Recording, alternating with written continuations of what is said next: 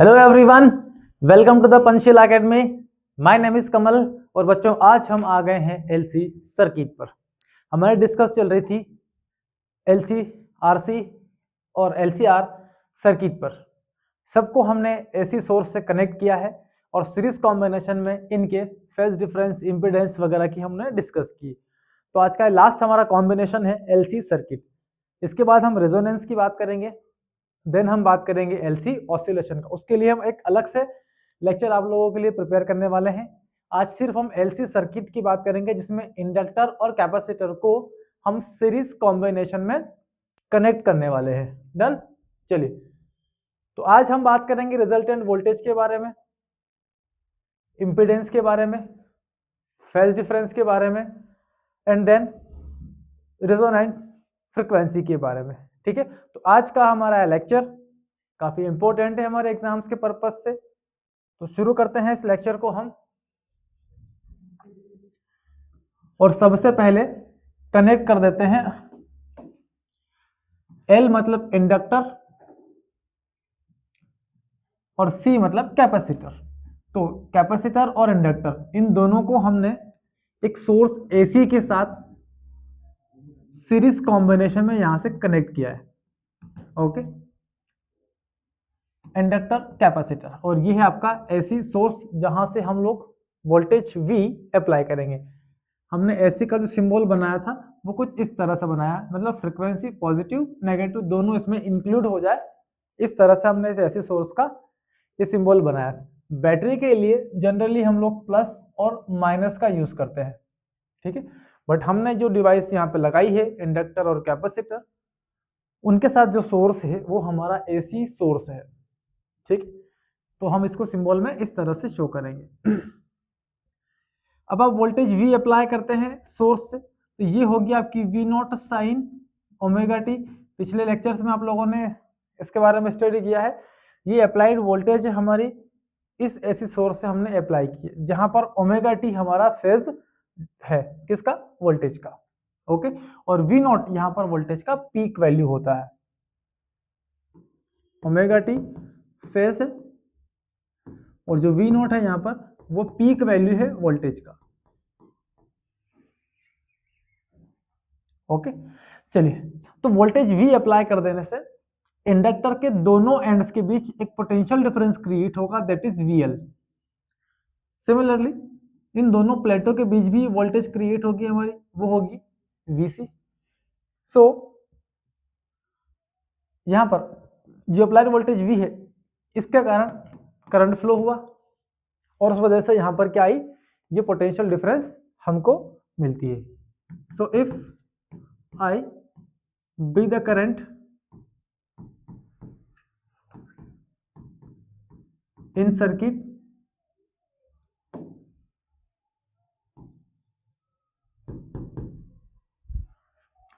then voltage across the inductor VL is equal to I into XL, current into reactance. Similarly, voltage across capacitor I into XC।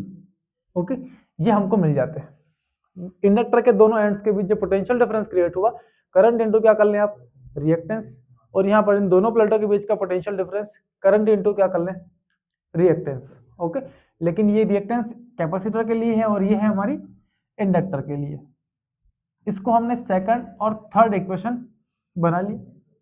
अब second और इस third equation से हम देखें तो यहां पर करंट का वोल्टेज के साथ, पोटेंशियल डिफरेंस के साथ एक फेज डिफरेंस आपने पढ़ा होगा। आपने जाना होगा कि करंट जिस डायरेक्शन में है, वोल्टेज VR उसके साथ साथ चलता है, मतलब इनके बीच फेज जीरो होता है। लेकिन VL I से 90 डिग्री लीड करता है और साथ ही VC I से 90 डिग्री लेग्स होता है। ये आपने प्रीवियस लेक्चर्स के अंदर स्टडी किया होगा। तो सेम हम यहाँ भी करने वाले हैं। अब VR तो है नहीं, हमारे पास सिर्फ L और C है। सो यहाँ पर VL 90 डिग्री लीड कर रहा है और VC 90 डिग्री क्या कर रहा है, इससे लेग्स कर रहा है।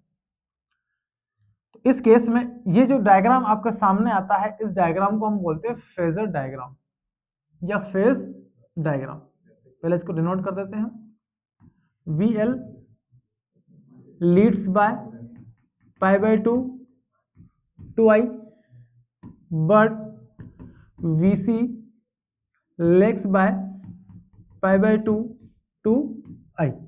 इस केस में जो आपका फेज डायग्राम बनेगा,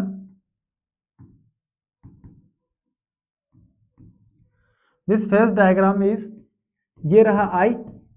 अब I को तो हमने x पे ले लिया, तो VL को लीड करना है, ये ऊपर लेते हैं, और VC कहाँ है, लेग्स, तो ये इधर लेते हैं। ओके, हियर अगर VL लार्जर देन क्या हो, VC, इस केस में रिजल्टेंट वोल्टेज आपकी कहाँ मिलेगी? तो रिजल्टेंट वोल्टेज कैलकुलेट करने के लिए हम जाएंगे, देखो इस तरफ I है, ऊपर क्या है आपका VL है, इधर क्या है आपका VC। तो रिजल्टेंट वोल्टेज कैलकुलेट करने के लिए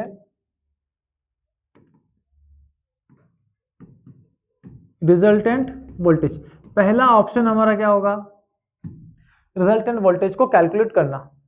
तो रिजल्टेंट वोल्टेज कैलकुलेट करने के लिए हमने बोला है कि VL अगर लार्जर देन VC है, तो इस केस में हम रिजल्टेंट वोल्टेज निकालेंगे VL माइनस VC की हेल्प से। सीधा एक दूसरे के क्या है, ऑपोजिट, यहां से VL माइनस क्या आ गया, VC। अगर VC लार्जर देन VL हो तो आप क्या कर लेंगे, VC माइनस VL कर सकते हैं। तो V इज इक्वल टू, ये जो वैल्यू आपके पास है ये है I इंटू XL माइनस ये है I into XC। I common ले ले, तो I कॉमन गया, XL माइनस क्या आया, XC। और XL और XC क्या होते हैं, दोनों ही आपको मालूम है। इसको हम लिख सकते हैं ओमेगा L माइनस 1/, इसको हम लिख सकते हैं ओमेगा C। ये है आपका रिजल्टेंट वोल्टेज सर्किट का। Done, this is resultant voltage. Okay, next हम आते हैं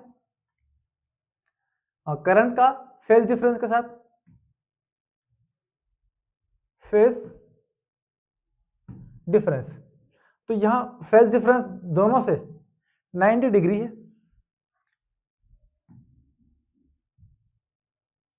सो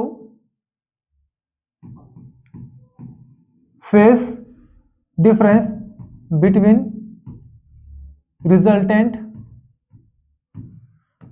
वोल्टेज एंड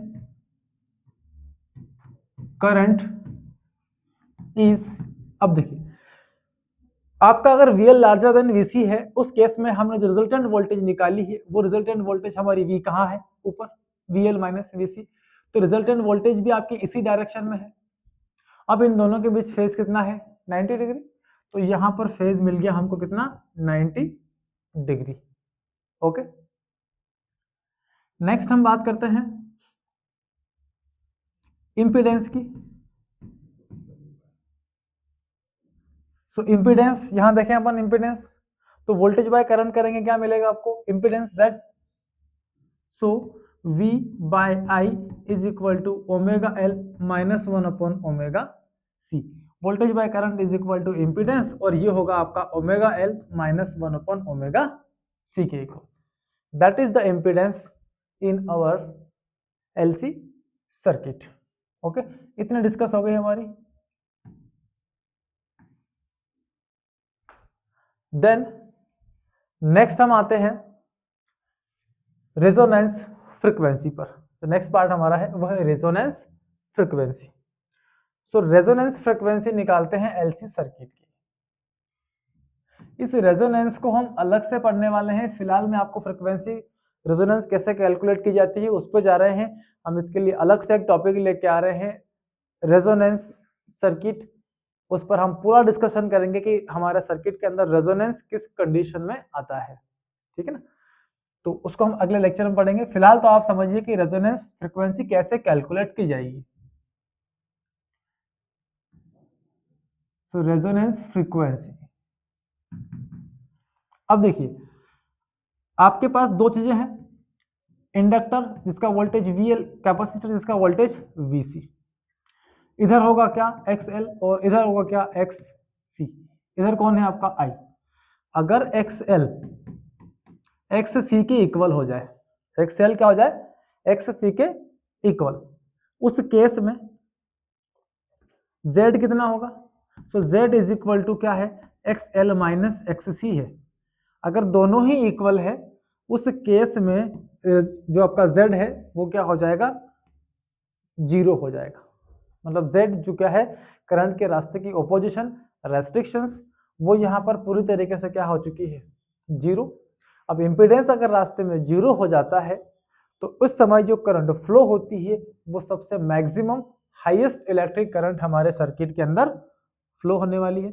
या अगर हम एग्जैक्ट 0 कर दें तो हमारे जो करंट है I is equal to voltage by क्या होगी? इम्पीडेंस। अगर हमारा Z 0 है तो करंट इज इक्वल टू कितना हो गया? इनफाइनाइट। बहुत ही हाई इलेक्ट्रिक करंट हमको सर्किट के अंदर मिलने वाली है। इस केस में जब Z बहुत मिनिमम है, 0 तो आप कर नहीं सकते क्योंकि 0 कर देंगे तो करंट कितना हो जाएगा? इनफाइनाइट। और 0 Z को आप इनफाइनाइट कर नहीं सकते। बट Z की वैल्यू जब बहुत बहुत ज्यादा मिनिमम होगी, Z इज वेरी मिनिमम, इस केस में करंट इन सर्किट क्या हो जाएगी? मैक्सिमम। और आपको एक शार्प साउंड सुनाई देगा। आपकी जो भी साउंड चल रहा हो, रेडियो चल रहा हो, कोई गाना चल रहा हो, कोई मूवी देख रहे हो आप लोग, तो वो जो साउंड आपको सुनाई देगा वो एग्जैक्ट क्लियर साउंड आप लोगों को सुनाई देता है। कई बार होता है कि थोड़ा साउंड इस गाने का आ रहा है, थोड़ा इस गाने का आ रहा है, थोड़ा उस गाने का आ रहा हो, ऐसा क्या होता है? मिक्सिंग हो जाती है। लेकिन जब हम XL और XC की वैल्यू को इस तरह से एडजस्ट करें कि इस केस में Z आपका बहुत मिनिमम हो जाए, उस केस में करंट आपकी बहुत मैक्सिमम हो जाती है और आपको जो साउंड सुनाई देता है वो बहुत ही शार्प साउंड आप लोगों को सुनाई देगा। इस समय Z वेरी मिनिमम है और जो करंट आपकी है वो I मैक्सिमम करंट आपकी सर्किट के अंदर फ्लो होती है। इस पूरे ग्राफ पर हम अलग से स्टडी करने वाले हैं, इसलिए हम ज्यादा अभी इसके ऊपर नहीं जा रहे हैं। तो जब Z मिनिमम हो जाएगा, करंट बहुत क्या हो जाएगी? मैक्सिमम। तो देखिए यहीं से इसके हम रेजोनेंट फ्रीक्वेंसी फाइंड करते हैं। Z को मिनिमम किस केस में किया आपने? जब XL इक्वल हो गया किसके? XC के। इसको लिख सकते हैं हम omega L is equal to, इसको लिखेंगे हम 1 बाय ओमेगा C। ओमेगा को उठाकर यहाँ लाते हैं, सो ये omega square is equal to 1 by LC। So omega is equal to 1 upon under root LC। This is angular frequency. Omega क्या है? फ्रीक्वेंसी है, लेकिन एंगुलर। तो ये एंगुलर फ्रीक्वेंसी हमारी हो जाती है। इस ओमेगा को हम लिख सकते हैं 2 pi nu is equal to 1 by root LC। So frequency is equal to 1 upon 2 pi root LC। ये आपकी रेजोनेंस फ्रीक्वेंसी होगी जब आपका XL किसके इक्वल हो जाए? XC के। उस केस में जो आपको पर्टिकुलर साउंड सुनाई देगा बहुत ही शार्प होगा क्योंकि उस समय करंट क्या है? आपकी मैक्सिमम है। लेकिन करंट की वैल्यू को एक चीज बदल सकती है, वो है सर्किट का रेजिस्टेंस, वोल्टेज बाय रेजिस्टेंस। अगर हम LCR सर्किट का यूज करेंगे तो LCR के अंदर हमको इंडक्टर मिलेगा, कैपेसिटर मिलेगा और साथ में मिलेगा रेजिस्टेंस। अगर आप XL को XC के इक्वल कर देते हैं तो ये तो है, ये तो रास्ते में कुछ रेस्ट्रिक्शन लगाएगा। अगर आप R को भी कम करेंगे तो करंट लगातार आपकी और हाई इंक्रीज होती चली जाएगी। R अगर बढ़ेगा तो करंट की वैल्यू वो डिक्रीज कर सकता है। तो LCR सर्किट में आपका एक कंडक्टर, रेजिस्टेंस, ये करंट की वैल्यू को चेंज कर सकते हैं। XL और XC करंट की वैल्यू को चेंज नहीं करेंगे क्योंकि आपने मिनिमम कंडीशंस Z की वो एक्वायर कर ली है और इस केस में आपका सर्किट रेजोनेंस हो गया है, एक शार्प साउंड ही आपको निकालकर देने वाला है। ठीक है, तो ये था हमारा LC सर्किट। LC सर्किट के अंदर हम सारे डिस्कशन कर चुके हैं। हमने बात की थी हम रिजल्टेंट वोल्टेज कैलकुलेट करेंगे, हम निकाल चुके हैं। इम्पीडेंस हमने कैलकुलेट कर लिया है, फेज डिफरेंस हमने बात की है और रेजोनेंट फ्रीक्वेंसी भी हम कैलकुलेट कर चुके हैं। ठीक है, ये आपका LC सर्किट है। रिजल्टेंट वोल्टेज हम यहाँ से इसकी कैलकुलेट कर चुके हैं, ये इसका फेजर डायग्राम बना लिया हमने, ये इसका रिजल्टेंट वोल्टेज है। फेज डिफरेंस हमने बात की 90 डिग्री होगा करंट के साथ। इम्पीडेंस इसका ये होगा Z और देन फाइनली इसकी रेजोनेंट फ्रीक्वेंसी भी हम कैलकुलेट कर चुके हैं। तो LC सर्किट हमारा इतना ही है, लेकिन बड़े काम की चीज है।